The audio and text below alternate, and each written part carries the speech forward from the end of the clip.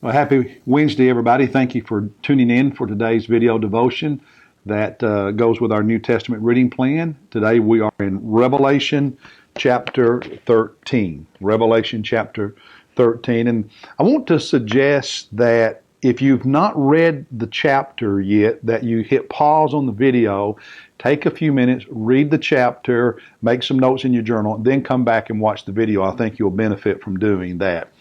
So if you've read it, let's go ahead and get started. I want to begin by walking you through the chapter, just kind of an overview of what it says without interpreting it at this point.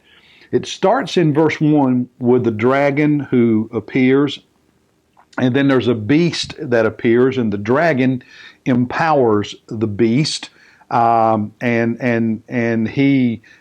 the dragon and the beast blaspheme God, the things of God, the people of God.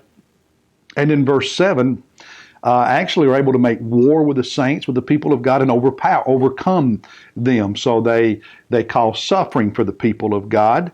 And in verse 8, the people on earth worship both the dragon and the beast.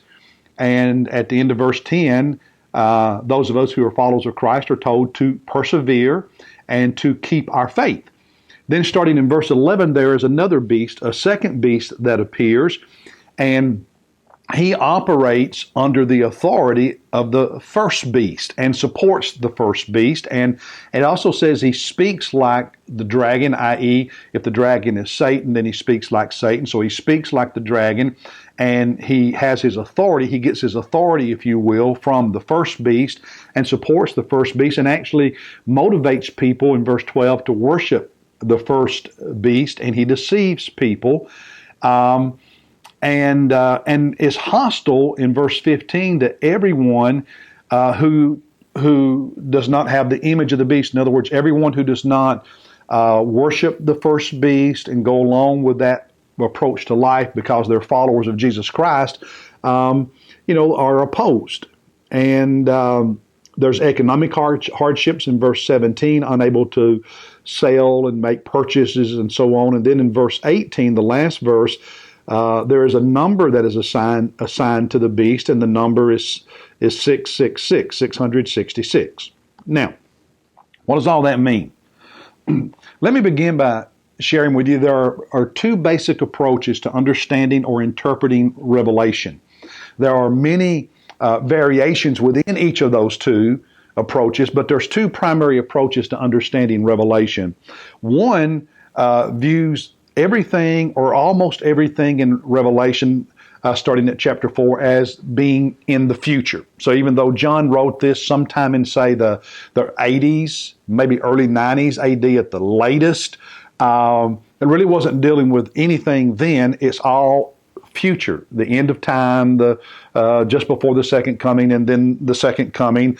And those who interpret these chapters in Revelation as primarily future take most of the things described in here as literal. Yeah, there's some symbolism, but they take much of it, the majority of it, as literal entities, literal events. The second approach is different in that the second approach says what Revelation, what God revealed to John here is dealing with events that were actually taking place among the people of God during the days of John. So, i.e., in the first century A.D., and was helping to describe what was going on from sort of a behind-the-scenes look, from heaven's perspective, the spiritual warfare behind the scenes, so to speak, that was behind the events that were taking place on earth during John's life and the people of God in the first century. But it also describes how that fits into the arc of human history, if you will, that will culminate in the second coming of Jesus and all the events associated with the second coming of Jesus, the resurrection of the dead and the judgment.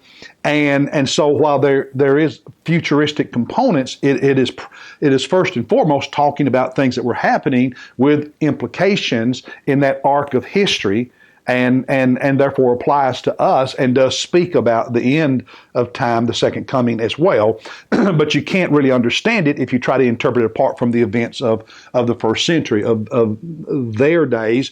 And those who interpret Revelation along those lines tend to view this more as symbolic language and don't take everything in here quite as literally, as inspired of God and true, and pointing to realities, but as symbolic language, because much of Revelation is apocalyptic. There's a style of literature, a genre of literature that uses images and symbols and catastrophic events to describe real events in earth. They are symbols of real events in earth. Now, and to be above board with you, transparent, I interpret Revelation along the second view, that it's dealing with events of John's day. It's not primarily or limited to the future events of John's day that the people of God were dealing with. That shows how that fits into the arc of human history and things that are happening in our day, as well as at the end of time, as we think about it, the second coming of Jesus. And so much of this is symbolic in image, speaking to real events. And that helps me get a lot of meaning from the book of Revelation. Now, having said that, if someone interprets Revelation as being almost all future, okay, the end of time, tribulation, etc., all future, and take this literally, then the dragon is the devil. And typically the first beast that is mentioned in chapter 13 refers to some world empire, some power, some country, some political entity that will become world dominant in the future. And back in the 1970s, when I first got saved, most people who spoke about this then said Russia was that person. Over the years, that has changed as history and things have changed, and people don't talk about Russia very much being the beast or the Antichrist anymore. People will talk about the European Union, or there are some today who talk about, well, it's a gathering of Islamic nations in the Middle East. If you go back to the 1500s and the time of the Reformation and Martin Luther and all of those guys, it was the Catholic Church. And there's still some today, independent fundamentalist Baptists, who would view the Catholic Church as perhaps being the beast or the Antichrist. And that's changed over the years. The bottom line is, if you believe it is all future and that is some dominant empire, nobody knows who that's going to be, and you just have to wait till it happens to know. The second beast that is empowered by the first then is viewed as a religious leader, if you will, a false prophet who persuades people to not believe in the gospel of Jesus Christ and to follow the philosophies and religion and the values of this world empire, and they worship it, they submit to that. And taken together, then, those who are followers of Jesus that don't go along with that world religion, that the philosophy of that culture and so on, then they are persecuted and many of them killed. Now, for someone who interprets it the way I do, that it's dealing first and primarily with events of John's time period in the first century, but still looks at the arc of human history and speaks to the future, the dragon is still Satan. The first beast is the Roman Empire. Now, what you have to remember is that starting with Julius Caesar, Roman emperors were deified. And the worship of Roman emperors became a reality. And over the years, that became more important and more forcefully enforced. And so by the time you get to John and the early believers in the late part of the first century, there were temples in any significant city in the Roman Empire where people would worship Caesar, the emperor, as God. Now, you could worship many gods, you could believe in many religions. They didn't care about that. But in your pantheon of gods, you had to also worship Caesar. And local officials enforced that. It was enforced in some localities more forcefully than others, but it was enforced by local officials.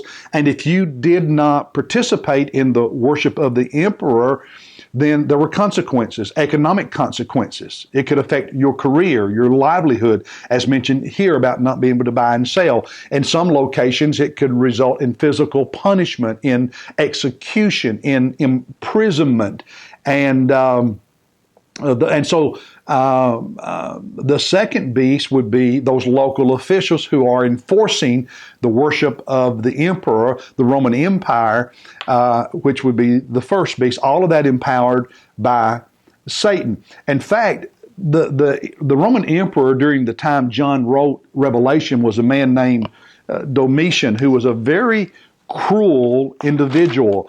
And in fact, one ancient Roman historian, Pliny the Younger, called Domitian, listen to this, he called him the beast from hell who sat in its den licking blood. Sounds a lot like what we read here in Revelation about the beast, doesn't it? And that's how he referred to Domitian, the Roman emperor of the 80s and 90s AD, who did persecute Jews and Christians because they would not participate in the worship of the Roman emperor. Now, there's application for us too, because throughout history there are going to be empires and countries that Satan is behind, who push a philosophy, a religion, a value system contrary to the gospel of Jesus Christ, and Christians suffer for it. That's always been true. It's happened throughout the world. It's happening even today in Nigeria, for instance, in northern Africa. Christians are suffering tremendously. There is government persecution of followers of Jesus in China, in Russia, as well as many of the Islamic nations and other places. And think about economic hardships. Think about the changes here in America where for decades we were a culture that basically, in some ways, was a Christian culture, and we were not opposed. And that's changing as in this secular culture that Satan is behind.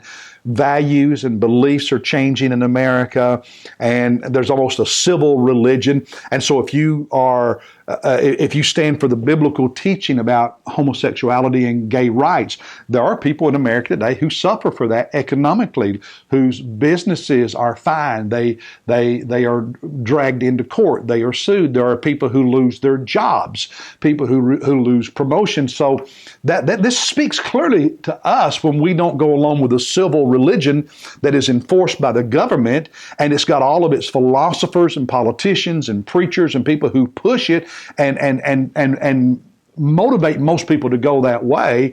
And when you don't, because you're a follower of the Lamb of God, Jesus Christ, then you suffer for it. And that is a reality today. Now, what he says to us is when you're facing that, in verse 10, at the very end of it, here is the perseverance and the faith of the saints. He said the same thing in the previous chapter. There's a major focus in Revelation on believers persevering and keeping the faith no matter the price, enduring hardship. And it's interesting also in verse 18, the last verse of chapter 13, he says, here is wisdom, okay? Let him who has understanding calculate the number of the beast, for the number is that of a man, and his number is 666, or 666. Notice it's a human number. 7 is the divine number, God's number. 6 is one number below that. It's the human number, meaning it's not divine. We saw that the 144,000 is 12 times 12. 12 is the complete number. When you multiply something, it's just a symbolic way of saying the fullness, the completeness of whatever that group is. When you put the numbers 666, a human number, it's the emphasis, the focus here is that all of these forces, all of these influence, the beast, all of this is less than God. It's not divine because it's 6. And it's emphasized by saying 666. 7 is the divine number. It's God's number. 6 means it's not God. It's human beings. Influenced, empowered by Satan, used by Satan, motivated by Satan, still human. And therefore God is going to win. So persevere. and keep the faith. And in our country, which is changing and probably will continue to change and become increasingly hostile to people who are true to the Word of God, Jesus said, don't fear what men can do to you. Rather fear God, who has the power not only to kill the body, but the soul by casting you into hell. So persevere. Keep the faith. Don't fear men. Don't fear the government, because they can make life hard. They can persecute you and they can kill you. But they're not God. And ultimately you're secure with God. And as Revelation says, God is ultimately going to judge them. Well, God bless you. I hope this has helped you some, and we'll see you tomorrow.